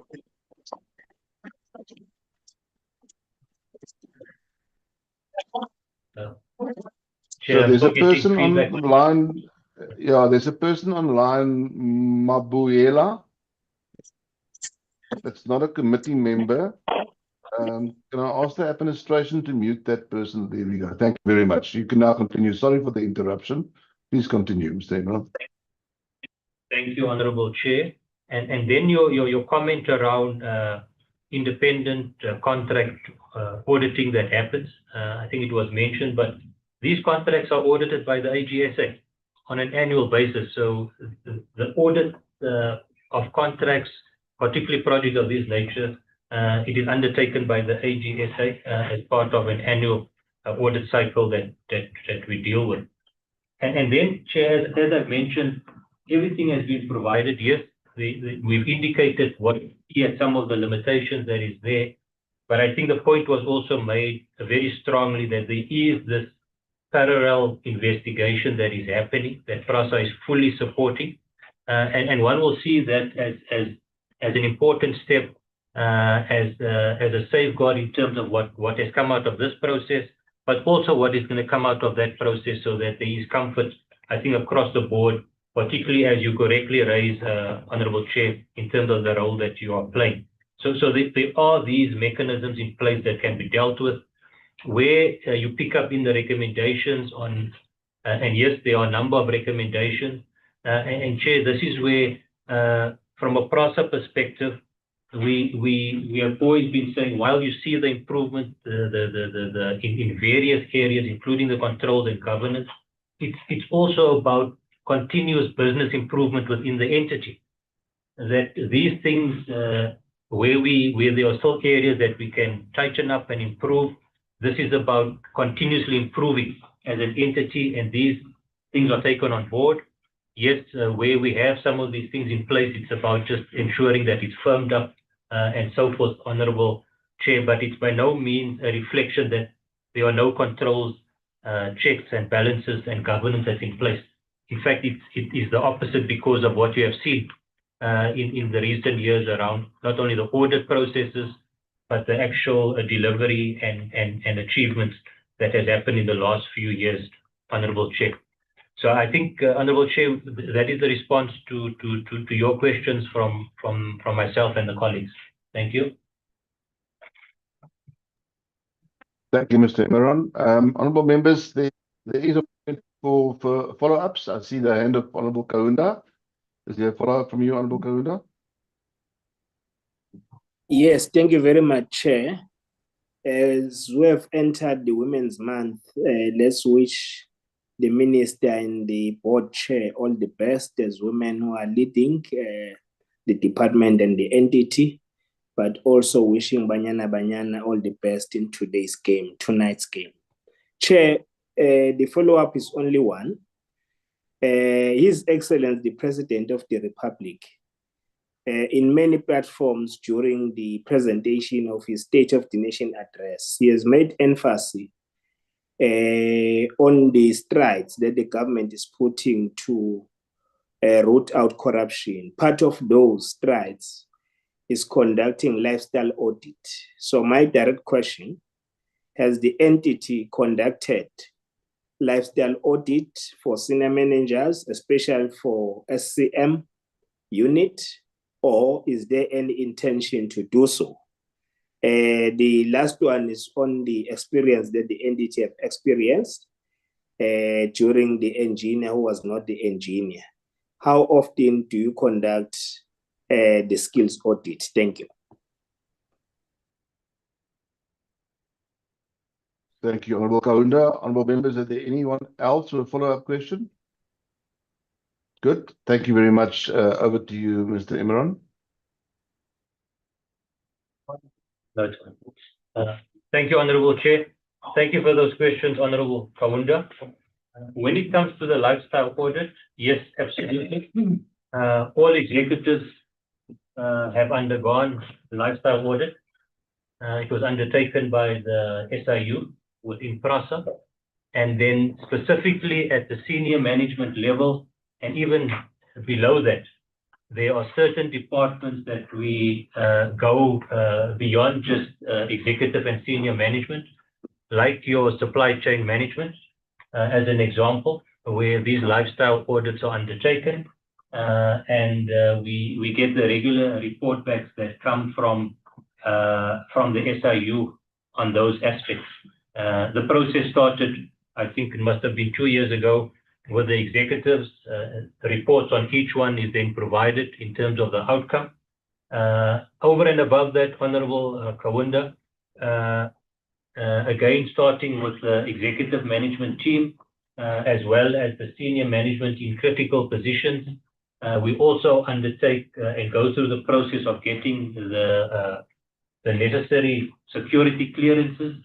And this is undertaken by the SSA, where colleagues need to present themselves for those assessments, and that is ongoing still through the organization, but already at the executive and senior management level, those things have been completed, and also including at the board level, that those processes have also been undertaken. So just to give comfort on the issue of the lifestyle, as well as security clearances at senior as well as critical positions, that certainly is happening within PRASA. Oh, sorry, there was also the question, Honorable Chair. Yeah. Sorry, continue. I interrupted you, sorry. The skills audit. Yeah, sorry, I missed the question on the skills audit. I'm just being reminded. Those are being undertaken, led by our human capital division, where we undertake the skills audit to ascertain the skills that we have at PRASA, but also to ensure that we identify the critical skills, critical vacancies that we have that requires attention within the organization. Thank you, Honorable Chair. Thank you. I see the hand of Honorable Peter has joined us now. Honorable Peter, one last bite of the cherry for you. Oh, and now Honorable Teza as well. Okay.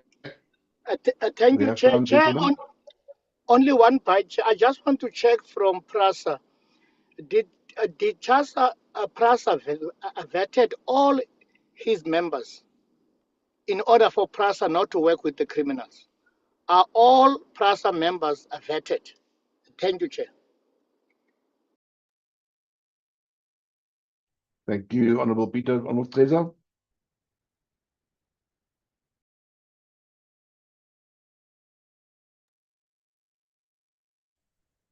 Honorable Teza, your hand was up. Is it down now? Yes, Chair.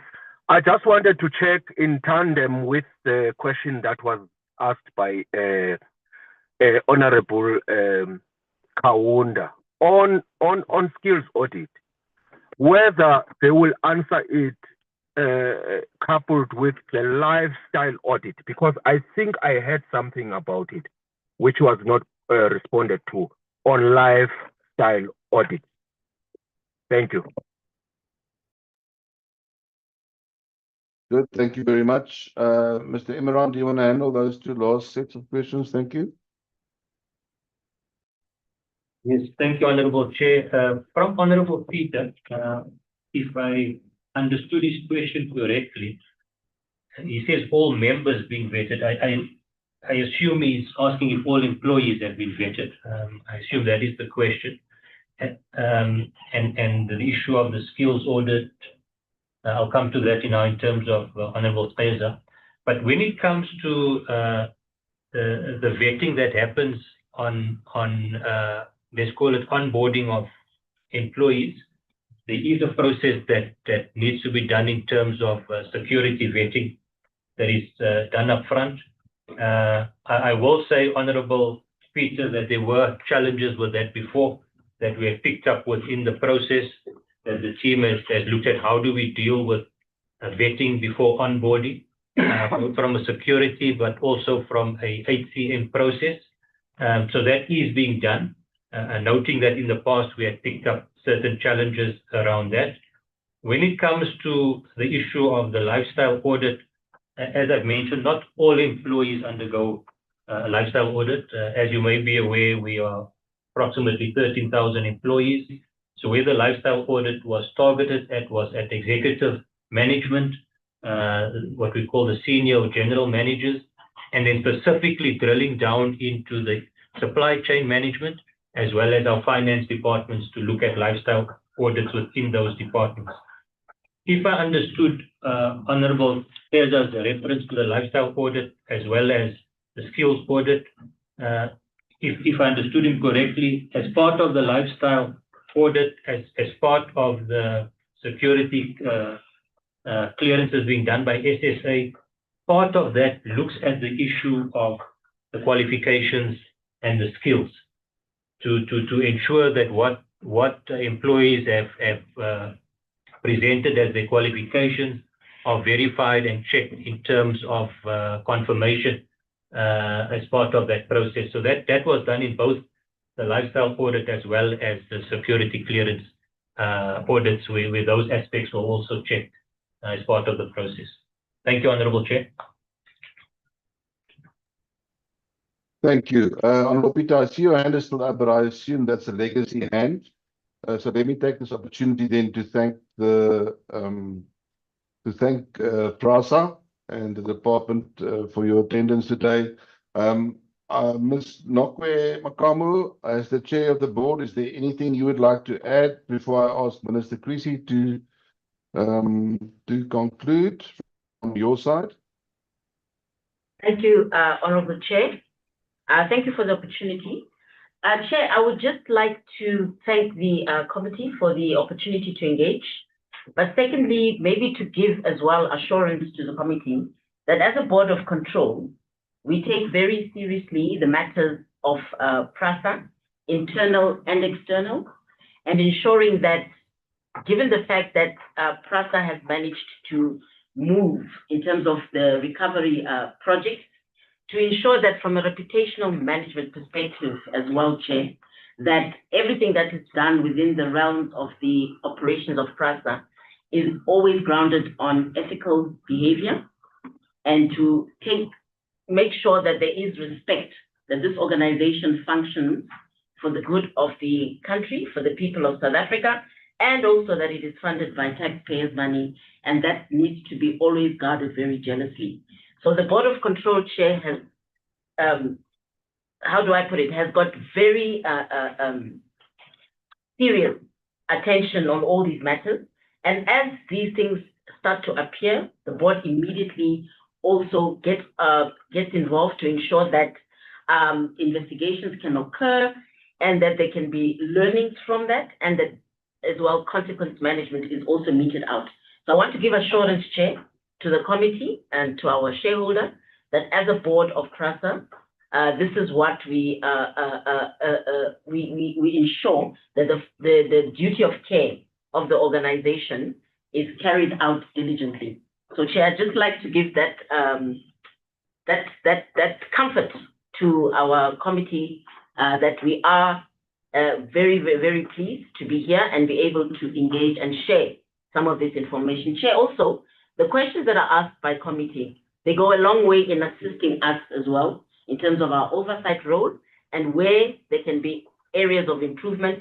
We also rely quite a lot on the parliamentary committees for that guidance. So we thank you very much, Honorable Chair and the members, and thank you to the Minister as well. Thank you.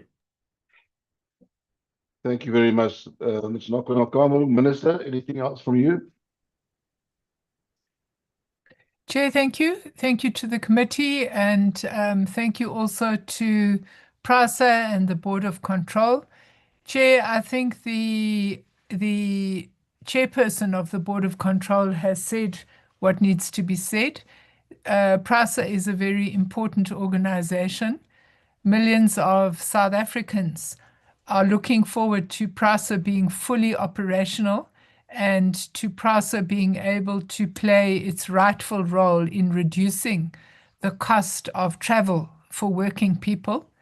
And accordingly, no effort will be spared in ensuring that this organization fulfills its statutory mandate, but also ensuring that as we fix the rail lines that commuters require for their daily travel. We also fix the governance issues at the organization so that it functions efficiently and effectively. And that commitment remains. Thank you very much for the opportunity, and we'll see you again soon. Minister, thank you very much. Thank you to you and for attending today's meeting. I just wanted to add that I think it's crucial that PRASA understands that they will always be judged by a higher standard, purely because every single South African in every single thing they do every day is affected by PRASA.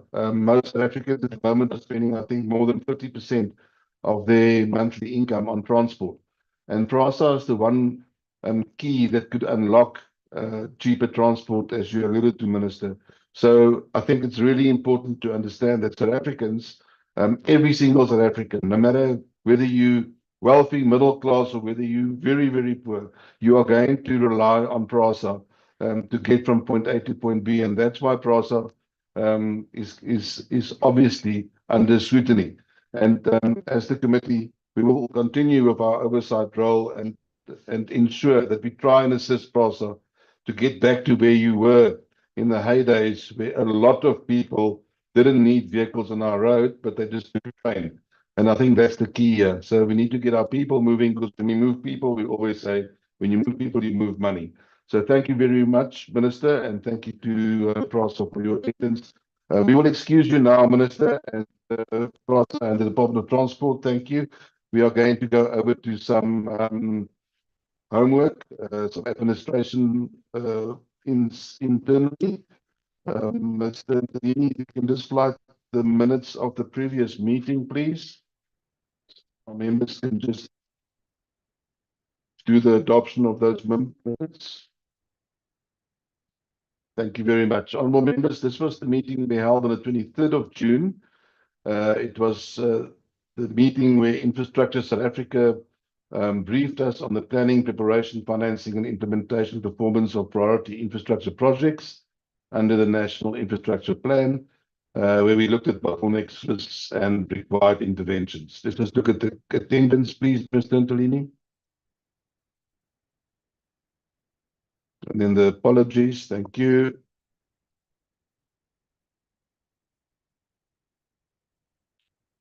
Yes.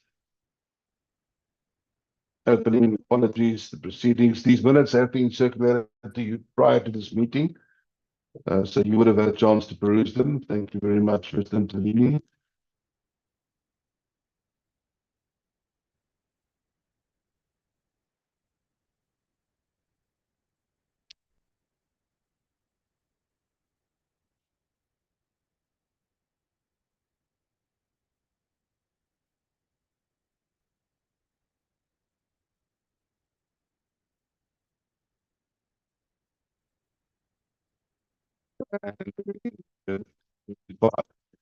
Honourable members, there you have it. Can I have a proposer for the minutes? Is that proposer Honourable Kaunda? Yes, Chair. I would like to move for the adoption. This is the true reflection of our engagements. Thank you. Thank you very much. I see the who has joined our meeting, Honourable Moyamang. Are you seconding those minutes? Indeed, Chairperson, greetings to yourself and to honorable members. I did join, but midway because we were circling Cape Town, above Cape Town Airport for almost 45 minutes because of the mist and the fog. So my apology for logging in late. I therefore second the move to adopt the minutes as a true reflection. Honorable Chairperson, honorable members, thank you. Thank you very much, honourable members. We have a very, very short term. I think there's one more meeting of this committee, then we're going to do provincial week. So I just wanted to wish you all a good afternoon and good luck in your preparations. I know we've got questions in the House at 2 o'clock today, and I think it's very important to offer the governance and public service questions to the minister. So good luck in your preparation. And thank you.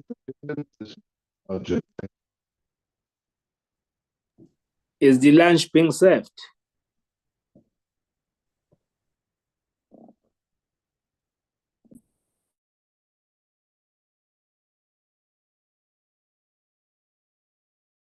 Recording stopped.